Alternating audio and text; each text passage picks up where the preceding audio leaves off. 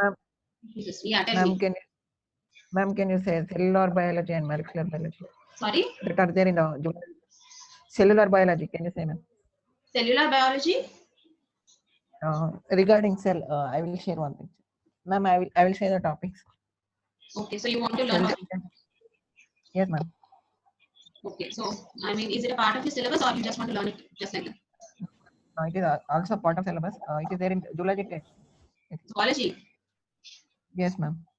This is belongs to both botany and zoology. Yeah, cell biology is there in Basics both botany and zoology. regarding cell. Yeah, Okay, ma'am. cell biology is It there is in there. zoology. Okay, okay. Mm. I don't have any problem to teach. We can, after this is done, we can start with that. Okay. I don't know how. I mean, Yes, ma'am. how many of you are interested? I mean, how many will come? Did you all did you discuss with anybody or? No, ma'am. I don't discuss Yeah, with so anybody. it is there in zoology this semester. Yes, ma'am. Okay.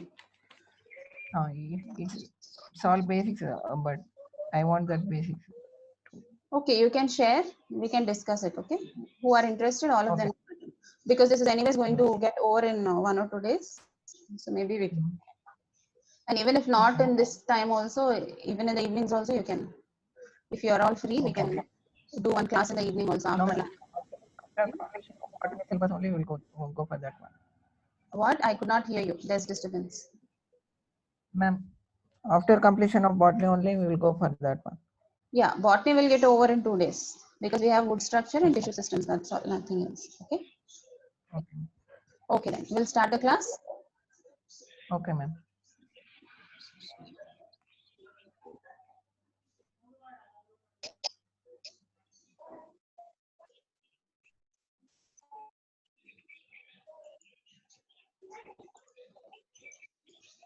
Okay, you are all able to see the screen. Yes, ma'am.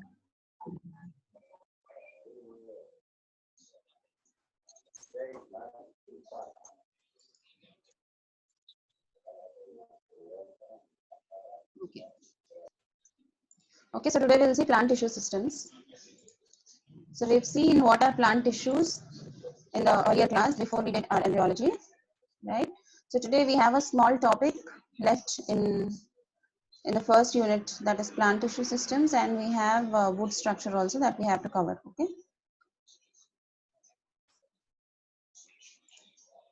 Okay. So let's see what are plant tissue systems.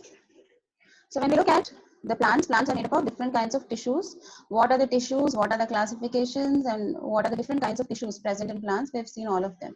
So today we'll see how these tissues are organized into tissue systems. Okay. So each of these tissue systems is destined to perform a certain function in plants. So depending on these organizations, these plant tissue systems can be divided into 3 types. First is the dermal tissue system, second is ground tissue system, and the third is the vascular tissue system.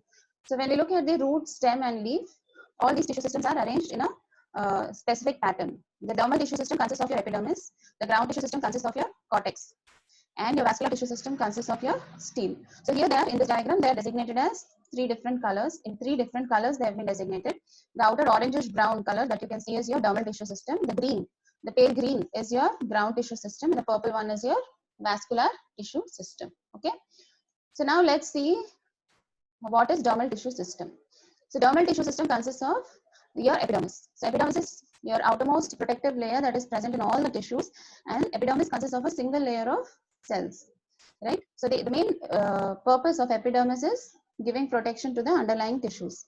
So apart from epidermis, we also have certain structures which come under the dermal tissue system. They are your cuticle. Cuticle is the protective layer that covers outside your epidermis. Then the epidermal tissues also have some structures which help in the gaseous exchange, that is your stomata, and some of the epidermal cells, they give rise to uniseriate or multiseriate hairs. They are known as trichomes. Okay, so all these 4 structures will come under dermal tissue system. So first let's look at what is epidermis. So epidermis is very familiar to all of us. It is the outermost layer that is present in all the tissues. All the plant organs are covered. Like we are all covered with skin. Our bodies are all covered with skin all over the body. All the plant body is also covered with epidermis, and this epidermis is in direct contact with the environment, like our skin, which is in direct contact with the sunlight, air, water, rainfall, right? Similarly, epidermis also is the part of the plant body that is in direct contact with the environment, and this epidermis helps in protecting the plant body and coping up with the natural surroundings.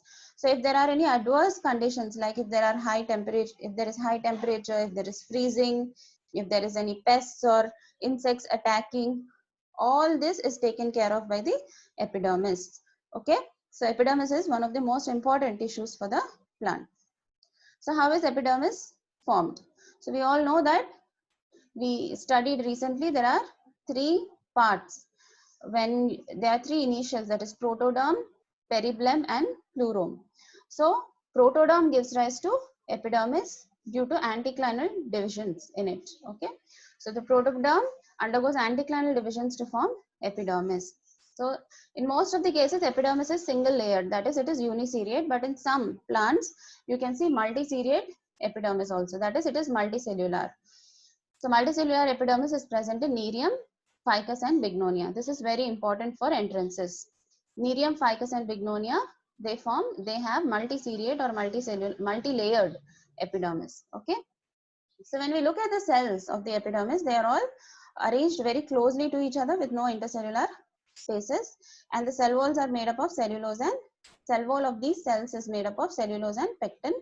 When we look at the individual cells, each of these cells has a large vacuole surrounded with cytoplasm, and these epidermal cells are not having any chloroplast.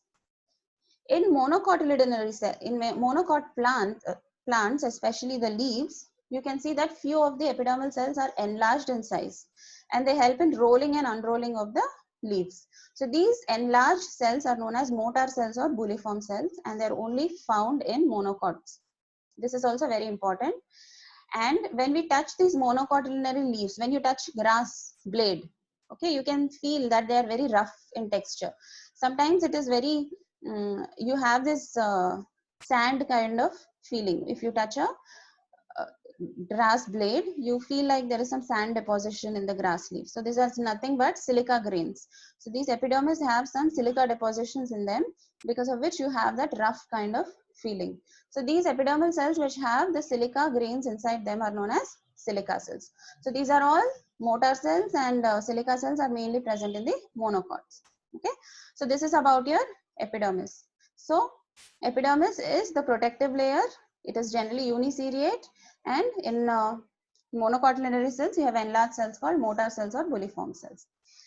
Then coming to the cuticle, so when we look at some of the leaves are very shiny, and when you put water on the leaves generally do not become wet.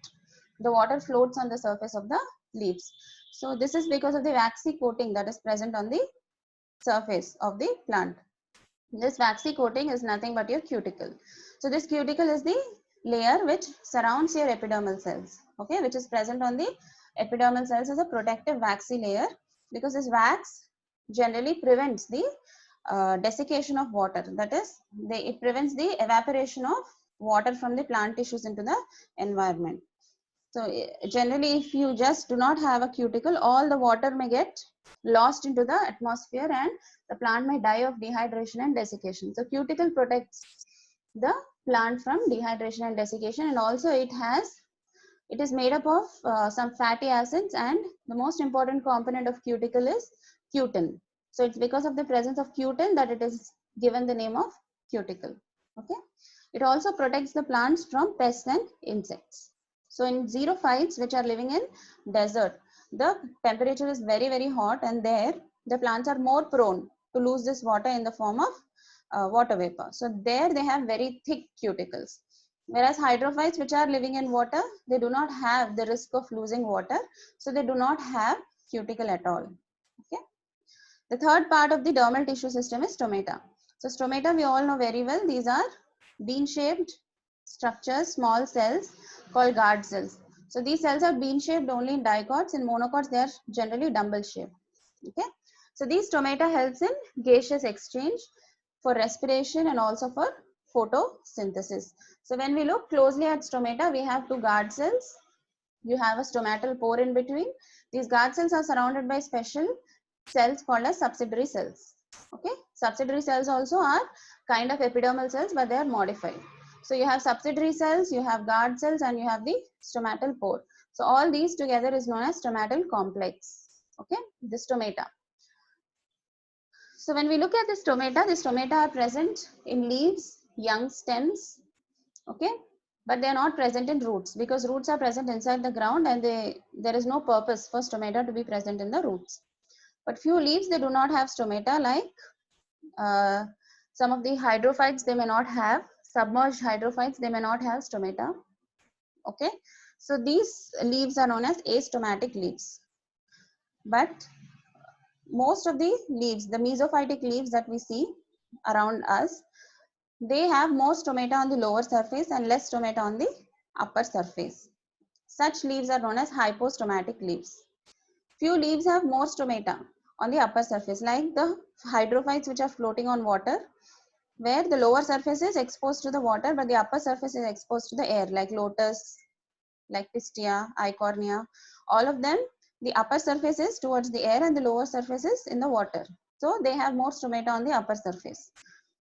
Such leaves are known as epistomatic leaves. In few plants, you have equal number of stomata on the upper and lower epidermis. They are known as amphistomatic leaves. Okay. So depending on the arrangement of the cells in the stomatal complex, the stomata in dicots has been divided into 4 types. Anemocytic, where you have 2 guard cells and the subsidiary cells surrounding it like this. In anisocytic, you have 2 guard cells and you have only 2 subsidiary cells which are parallel to your guard cells. In diacytic, you have 2 guard cells and you have 2 subsidiary cells which are perpendicular to your guard cells. In parasitic also, you have 2 guard cells and you have 2 subsidiary cells which are completely parallel to your guard cells. Okay, so this way anisocytic and parasitic is almost same, but in anisocytic you have 3 cells, 3 subsidiary cells. If you see, in parasitic you have only 2. In anisocytic you have 3 subsidiary cells, where 2 cells are enlarged and 1 cell is small. That is the difference between anisocytic and parasitic. So these are present in different families. Anemocytic is present in these families: Ranunculaceae, Caparidaceae, Cucurbitaceae, and Asteraceae. Anisocytic in Brassicaceae, Solanaceae, Apiaceae. Diacytic in Caryophyllaceae, Acanthaceae. This is Acanthaceae. This C is not there. It's a mistake. Lamiaceae. In parasitic is present in Rubiaceae, Magnoliaceae, and Convolvulaceae. So when we look at the stomata and monocots, as I said, the guard cells are dumbbell shaped. Okay. So depending on the arrangement of the stomatal complex, they are again divided into 4 types. So in allium type or orchidaceae type, you have guard cells surrounded by many subsidiary cells like this. In hordeum or gramineae type, which is present in poaceae, you have dumbbell shaped cells surrounded by subsidiary cells like this. In Rio or cyclocytic type, you have 4 subsidiary cells surrounding your guard cells, and which guard cells are arranged in this way. In Commelina type, you have guard cells surrounded by subsidiary cells in 2 layers, right? These are also subsidiary cells, these are also subsidiary cells. So in this way, you can see different kinds of stomatal arrangements in dicots and monocots. So generally, stomata open in the daytime and close during the night time, okay? But in succulent plants like aloe vera, cactus, they open in the night time and close in the daytime. So the stomata which open in the daytime are known as photoactive stomata, and the stomata which open during the night time and close during the daytime are known as photoactive stomata. Coming to the last part of the dermal tissue system, they are trichomes. These trichomes are outgrowths from the epidermal cells. Okay, so they can be unicellular or multicellular. If they are multicellular, they are composed of a linear row of cells or several rows of cells. So what are trichomes present for? So these trichomes are mainly help in protecting the epidermis from insects. Okay, when the air blows, when the wind blows, these trichomes also are blowing, and they shoo away any kinds of insects or any kinds of pests that are present on the surface of the epidermis, and they also help in prevention of water loss. Okay, So this is about your dermal tissue system. So when we look at the dermal tissue system, we have seen about the four different kinds of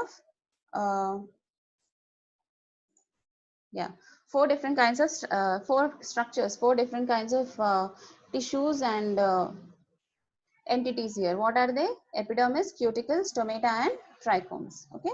So I hope this is all clear for you all. It's very simple. You know most of it. We are just revising it. So we'll next move to ground tissue system. So below the dermal tissue system, that below your epidermis, the next tissue system that is present in all the plants is ground tissue system. So excepting your vascular bundles and your epidermis, all the tissue that is present in between is known as your ground tissue system. And this is the largest of all the tissue systems because it is much larger in quantity than your epidermis and your stele. So it forms the central part of all the plants. Okay, it's the center of the cylinder. So it is generally heterogeneous in nature, consisting of very different types of cells. And all of these cells are designed to perform a specific set of functions. So the ground tissue system can be divided into two types depending on where it is present in the plant. So the tissues which are present outside the vascular bundles are known as extrastellar ground tissue system, and the tissue systems which are present inside the stele are known as intrastellar ground tissue system. So when you look at the extrastellar ground tissue system, it comprises of hypodermis, general cortex, and endodermis. When you look at the intrastellar ground tissue system, it comprises of pericycle, medulla or pit, and medullary race. So let's look at the extrastellar ground tissue system. These are the tissues which are present outside the stele.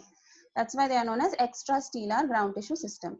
So the first part of the extrastellar ground tissue system is your hypodermis. Hypodermis is the layer which is present just below your epidermis. So this hypodermis generally in roots is made up of parenchymatous cells. In mature roots, these parenchymatous cells deposit a substance called as suberin in them. Okay, that's why they are suberized.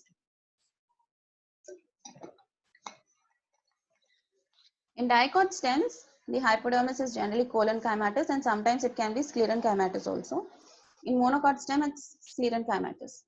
So what is the purpose of hypodermis? Hypodermis is an additional protective layer present in plants. Apart from the epidermis, sometimes if epidermis gets ruptured because of some injuries, then hypodermis is present to give that protection to the underlying tissues.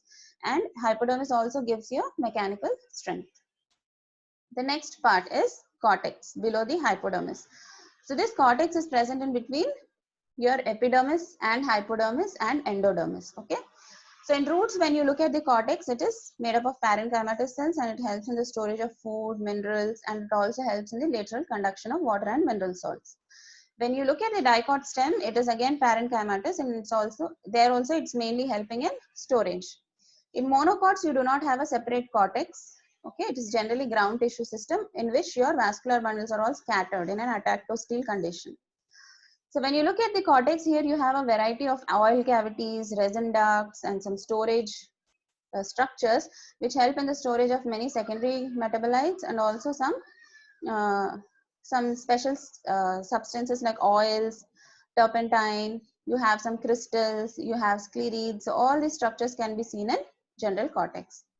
So when we look at the endodermis, which is the innermost layer of cortex, this is the layer that is separating your stele from the cortex. So endodermis is generally made up of barrel-shaped cells. They are very closely and compactly arranged closely to each other without any intercellular spaces.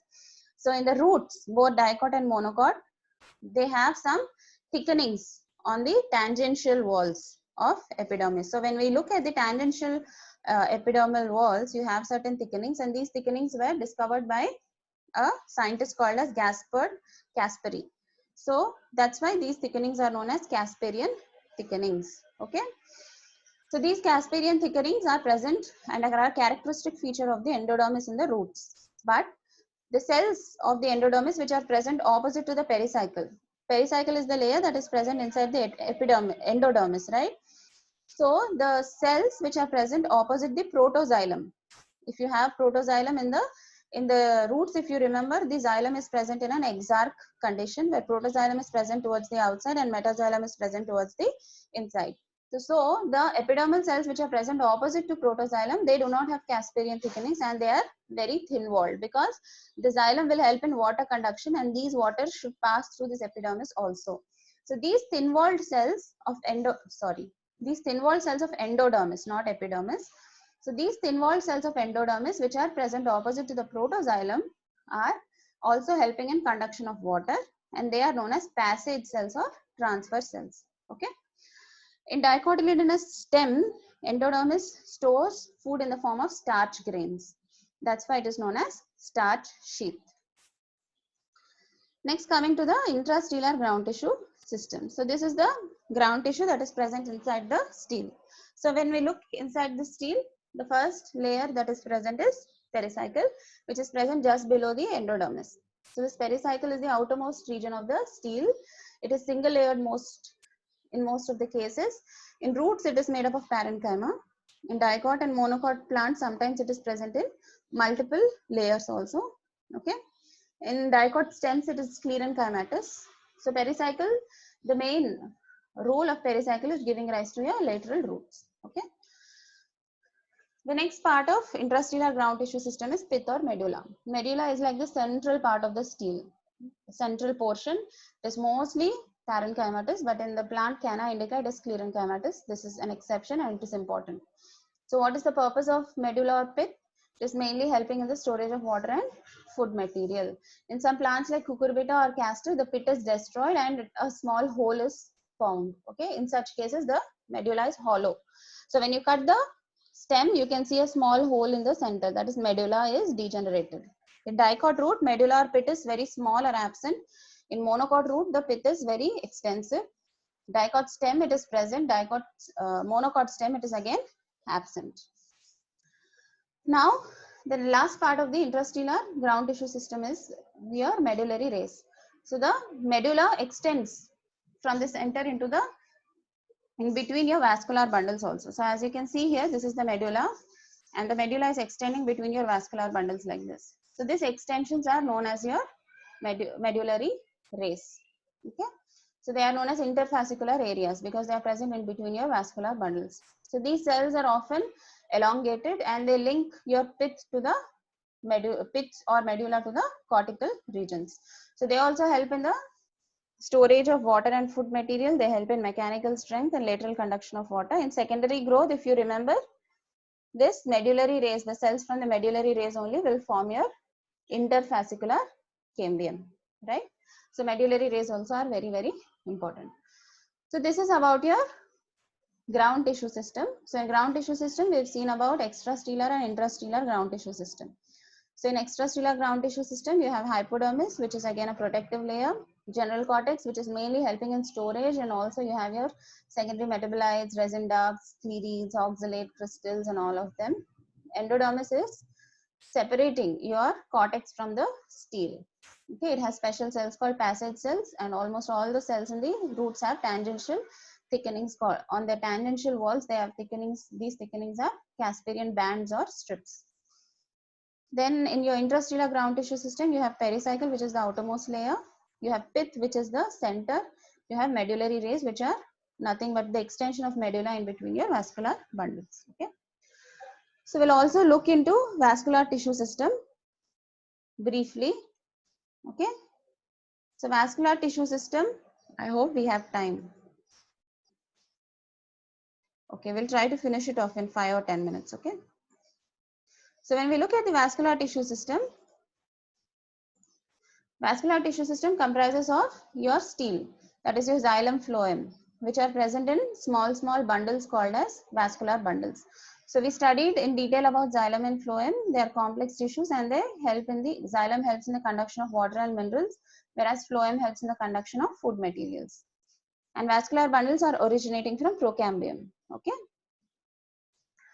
Yeah, xylem and phloem, this we already know. So xylem is again of two types, metaxylem and metaxylem and protoxylem. So depending on the arrangement of this metaxylem and protoxylem, so you can see in this figure very clearly, this is the cross section of a stem. Okay, this is your metaxylem, you can see, which is bigger in size. Protoxylem is very small in size. This is a beautiful picture of a transverse section. Yeah. So when we look at the arrangement of xylem, so this xylem can be arranged in 3 different types. So depending on the position of metaxylem and protoxylem, the xylem has been divided into 3 different types. The arrangement has been divided into 3 different types, which we already studied in while we were studying xylem. So if protoxylem is present towards inside and metaxylem on the outside, it is known as endarked xylem. This is present in dicot stems and monocot stems. If metaxylem is present in the center and protoxylem on the outside, it is called as exarch, and this is present in roots. Protoxylem is present in between, surrounded by metaxylem on all the sides. It's known as mesarch condition, and it is present in leaves. Okay. So let's look at what is cambium, because we already studied our secondary growth. I need not explain what cambium is, but just to revise, cambium is a meristematic tissue that is present in between your xylem and phloem. Okay. It is mainly present in dicots and gymnosperms, but absent in monocots. So this is also known as fascicular cambium. So vascular bundles which contain cambium are open vascular bundles, and the vascular bundles which do not contain cambium are closed vascular bundles. So depending on the type of arrangement of xylem and phloem, vascular bundles have been divided into several types. Open vascular bundles are the ones which have your cambium. Closed vascular bundles are the ones which do not have your cambium. Then again, they have been divided into radial and conjoint. Conjoint have been divided into collateral, bicollateral, concentric. Concentric have been divided into amphicribal and amphivasal. So what are these different types? We'll just look into it briefly one after the other. You all know this already. So open and closed vascular bundles we just discussed. Open are the ones which contain cambium, and because they contain cambium, they show secondary growth. These are generally present in dicotyledonary plants. Okay. Closed vascular bundles are the ones which do not have any cambium in them, in between them, so they do not show any secondary growth. These are present in monocotyledonary plants. So coming to the radial vascular bundles, in radial vascular bundles, the xylem and phloem are arranged separately. Okay, that is, they are present on different radii. As you can see here, this is xylem and this is phloem. They are present on different radii. So these kind of vascular bundles are present in your roots. Okay. So radii, when you draw radii, if this is a circle, you have different radii, right? So on the same radii, you don't have xylem and phloem. Xylem is present on a different radius, phloem is present on a different radius. So xylem and phloem are alternatively arranged. So this kind of vascular bundles are found in roots. What are conjoint vascular bundles? Conjoint means xylem and phloem are arranged together. They are present on the same radius. These kind of vascular bundles are present in stem and leaves. So they are again divided into 3 types: collateral, bicollateral, and concentric. So what are collateral vascular bundles? Phloem is present on the outside, xylem is present on the inside. In between you have, if you have your cambium, it is an open vascular bundle. If you do not have a cambium, it is closed vascular bundles. Okay. So phloem on the outside, xylem on the inside. Such vascular bundles are known as collateral vascular bundles. What are bicollateral vascular bundles? So here in between you have xylem, on above xylem you have phloem, and below xylem also you have phloem. So you can have cambium above xylem and below xylem also. So these kind of vascular bundles are known as bicollateral vascular bundles, and they are characteristic feature of Cucurbitaceae family. You have to remember that bicollateral vascular bundles are always open. That is, they always have cambium.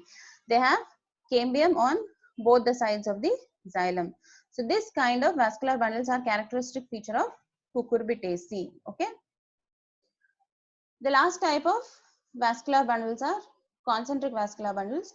As the name itself suggests, concentric means in the form of rings. So you have a vascular, you have xylem in the center surrounded by phloem, or you have phloem in the center surrounded by xylem. So depending on whether xylem is present in the center or phloem is present in the center, vascular bundles are divided into 2 types: amphicribal and amphivasal. So amphicribal is xylem is present in the center and phloem is present on the outside surrounding the xylem. Amphivasal is phloem is present in the center surrounded by a ring of xylem. Okay. So amphicribal can be seen in ferns, that is Pteridophyta, and amphivasal. Yesterday we saw in secondary growth, you have amphivasal vascular bundles, right? Concentric amphivasal. I said phloem is present in the center surrounded by the xylem. So these are the different kinds of vascular bundles. Okay, I hope you understood. So radial means xylem and phloem are present on different radii and they are present in roots, dicot and monocot roots. Conjoint means they are present on the same radii. They are present in leaves and stem. Collateral means xylem is present in the inside and phloem on the outside. Bicollateral means xylem in the between, surrounded by two strips of phloem. Concentric means they are present in the form of rings. In amphicribal, xylem is present in the center, surrounded by phloem. In amphivasal, phloem is present in the center, surrounded by xylem. Okay, so this is about your tissue systems. So I hope you all understood. This was a very fast review of all the tissue systems that we already studied in the class. So that's why I went so fast. Okay, so we studied about the dermal tissue system, ground tissue system, and vascular tissue system today. So I hope all of you understood the class today. If you have any doubts, you can feel free to ask.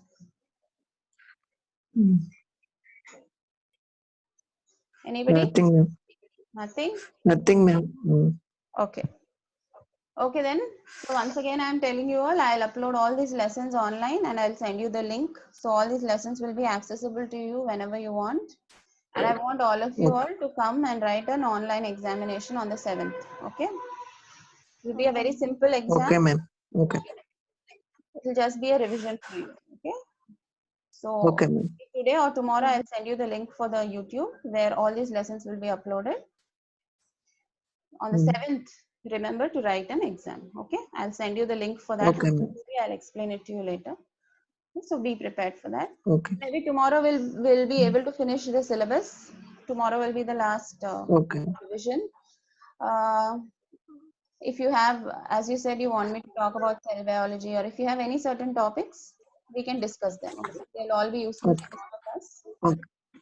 So anybody, if you have any topic that you want to discuss, you can share one day in advance at least, so that next day we can discuss about them. Okay, it's useful for you, all of you.